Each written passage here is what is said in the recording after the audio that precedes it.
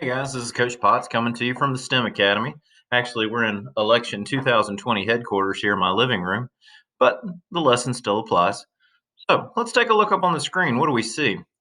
We've got a girl laying on what appears to be hundreds of razor sharp nails, and it doesn't look like a scream of pain. It looks like she is giggling from it. So how is she lying on these hundreds of sharp pointy nails without being injured?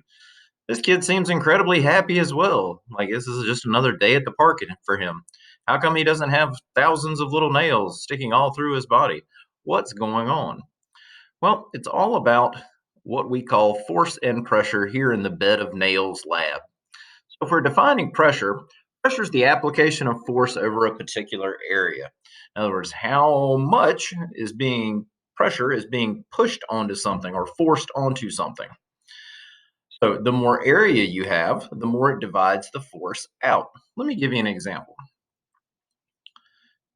If I were to ask you who is putting more pressure into the ground, this lady wearing heels or this elephant, I'm sure everybody would go, wow, it's got to be the elephant. But when you measure all of the lady's weight, even if it's only 120 pounds or so, the weight is being put through this tiny little heel point right here.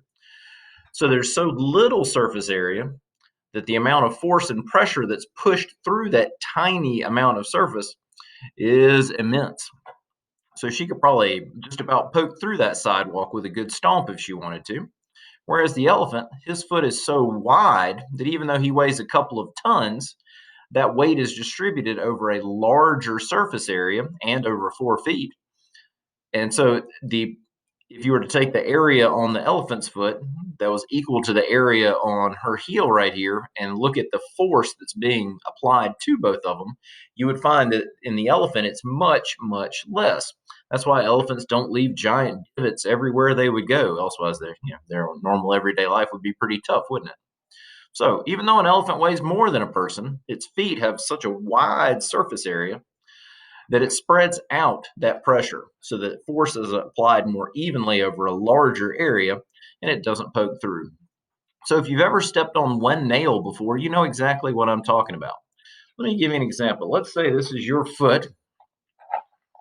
Your foot is this yummy tomato right here. Ooh, hello, yummy tomato.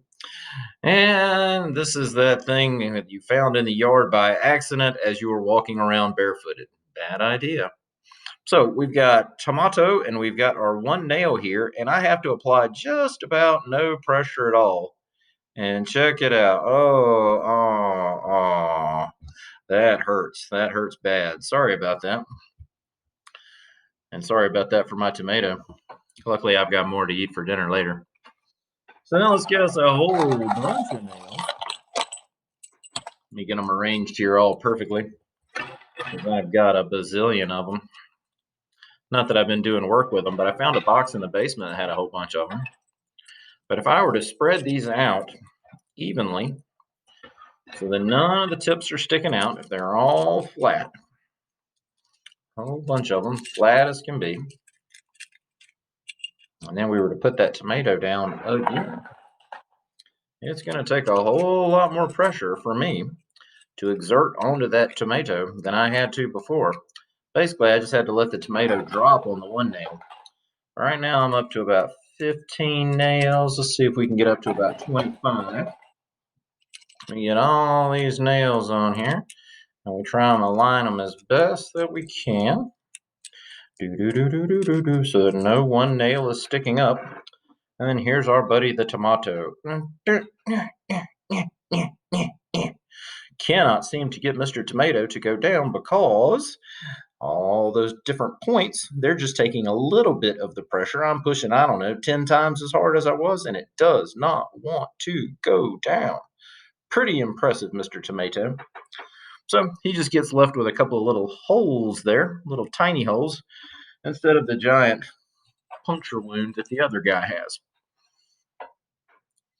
Now, when you're getting on and off of a bed of nails, the trick is when you're getting on or when you're trying to get off the bed of nails, your problem lies is when you're getting on, you're only on a few of the nails at once. It's almost impossible to levitate yourself perfectly down onto the bed and then levitate yourself back off. So you have to be super careful when you're getting down. Most people would want to do it rear first. We all tend to have a lot of surface area on our rear, so that's a good place to start. And you slowly lay back. You would not want to jump onto a bed of nails. That would make, yet then you've increased your force because all of a sudden you've got all gravity and everything else working against you there. So you don't want to jump on a bed of nails, but you can lay on one all day. So let's slide down what our task is. What you've got, either your teacher has given you or you've got your lab in a bag at home. If you're at home, go grab you a canned food. Can be anything, can of peas, whatever. If you've got a hand weight somewhere, that would be perfect. If you're in class, hopefully you brought your canned good or your teacher's got something heavy that you can use, like a tape dispenser, something like that, something with some weight to it. And what we're going to do using your foam board, you're going to take the toothpicks you have, and you're thinking, I don't have very many toothpicks here, coach. But that's the magic thing about this. You shouldn't need but so many toothpicks to stick down into that board so they're sticking up that you can put that can on there and it will support the can, even though the can is very heavy and the toothpicks are very tiny and don't have a lot of strength in just one toothpick. If you add them together and increase the distribution of that force and pressure, all of a sudden you can hold that can up. So think in your head, if I were to use my toothpicks here, how can I arrange them so that I could hold this can up? How would I want to equally perhaps distribute the weight? How would I want to angle my toothpicks? Where would I want to put them? And then how would I want to put my can down on them so that it didn't crush the toothpicks and that my can stayed up? So, any arrangement you like, this is trial and error. So once you get it on there and you've got all of your toothpicks sticking up like your bed of nails, then carefully place your can or your heavyweight down on it and see if it holds. If things start to break and go sideways, take the can off. Let's go back to the drawing board and say, what was good about what I did? And what wasn't so good about what I did? What do I need to change? Now, if it holds, that's great. That's step one.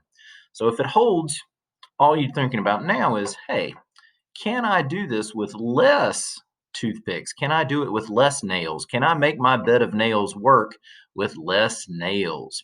And if so, you can take a picture of your first design, you can draw your first design, whatever the first thing you did that worked, make sure you've got that on record.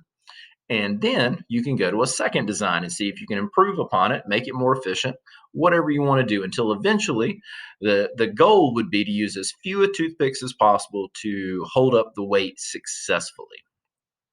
So once you do that, once you've got a picture of your best one, or if you're in class, everybody can just take a look at everybody else's. So, what arrangement tended to work the best? Did everyone have the same arrangement? Was it different? Or were there different ways to tackle this problem? How many attempts did you have to go through before you got to your final design? So, if you're with me in class, we'll walk through this live together. If you're with your teacher, they will walk through it with you. And if you're at home, just kind of make a log of your attempts. You can take a picture of your different attempts, or you can draw your different attempts to show your thinking and how you went through the different steps. All right. So if you start thinking about force and pressure and things like the bed of nails in nature, you start to realize, wow, there's some things in nature I didn't know they used that concept, like our good buddy the sea urchin here. You ever wonder why a sea urchin doesn't just have two or three of these little spines, why they have so many? Of course, defense would be a good idea, but it's also to distribute the weight of this sea urchin a little more evenly. It gives it more flexibility, it gives it more protection, and it gives it more stability because the sea urchin's mass is distributed over more of these little spikes. You can always tell an older sea urchin when they start to lose these spikes and they can't regrow them anymore. They've gotten knocked off over the years and they don't come back. You can tell the age of a sea urchin by the size and by the number of spikes that it has. All right. In the man made world, we've got some other ways that we use force and pressure and supports in creative ways. Think about all the different types of bridges that there are, lots of different kinds of bridges, and they're all held up with different ways. So the next time you're driving around and you start going over bridges, think about what's holding this bridge up? How is this thing staying in the air like this so I don't fall in the water?